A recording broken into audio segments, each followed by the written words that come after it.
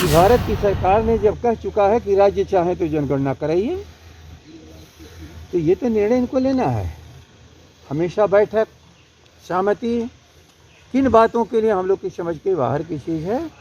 इसलिए नीतीश जी अपने भ्रम को ख़त्म करिए, लोगों को आप बेवकूफ़ मत बनाइए। नमस्कार, मेरा नाम आलोक है। आप लाइव स्ट्रीम देख रहे हैं। जातीय जनगणना के मुद्दे पर एक बार फिर से आरजेडी ने एक बड़ी बात कह दी है। आरजेडी की ओर से प्रदेश अध्यक्ष जगदानंद सिंह ने अब से कुछ देर पहले ये साफ कर दिया है कि अगर बीजेपी जेडीयू का साथ नहीं देती है जातीय जनगणना कराने के मुद्दे पर, क्योंकि केंद्र सरकार ने तो साफ साफ मना कर दिया है कि देश में जातीय जनगणना नहीं होगी, लेकिन राज्य सरकार अपने खर्चे पर करा सकती है। नीतीश कुमार इसके लिए तैयार भी हैं, फिर देरी क्यों हो रही है? ऐसे में जब राष्ट्रीय जनता दल की ओर से प्रदेश अध्यक्ष जगदानंद सिंह बोल रहे थे तो उन्होंने साफ साफ कह दिया है कि अगर नीतीश कुमार ये हिम्मत दिखाते हैं, भले बीजेपी चाहे या ना चाहे, तो आरजेडी उनका साथ देगी। इस बिंदु पर बिल्कुल साथ देगी। क्या कुछ वो कह रहे थे, कैसे बीजेपी को भी उन्होंने बयानों के माध्यम से काफी चोट पहुंचाया, क्या कुछ वो कह रहे थे, जरा सुनिए। दो बार बैठक कर चुके हैं। दिल्ली में जाने के बाद भी केंद्र की हुकूमत ने नहीं माना, हम जातीय गणना नहीं कराएंगे। लेकिन फिर दूसरा प्रश्न वहीं पर कि भारत की सरकार ने जब कह चुका है कि राज्य चाहे तो जनगणना कराइए, तो ये तो निर्णय इनको लेना है। हमेशा बैठक, सहमति, किन बातों के लिए हम लोग की समझ के बाहर की चीज़ है। इसलिए नीतीश जी अपने भ्रम को ख़त्म करिए, लोगों को आप बेवकूफ़ मत बनाइए। जो बिहार की जनता की प्रतिनिधि सभा है, जो इसका निर्णय है, और सभी दलों के द्वारा जो प्रतिनिधिमंडल गया था, तो एक तरह से सर्वानुमति है कि जनगणना होनी चाहिए, जातीय जनगणना।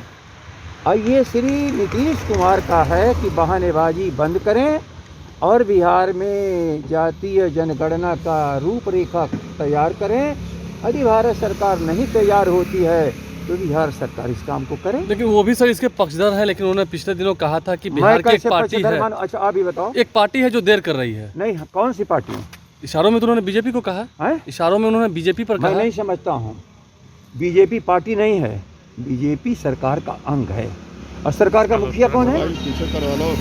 यदि सरकार के इस निर्णय की आवश्यकता पड़ेगी तो इस राज्य का सबसे बड़ा दल और हम सबों का महागठबंधन इस बिंदु पर जातीय जनगणना हो, उनका समर्थन हम लोग किए हैं, आगे भी करेंगे।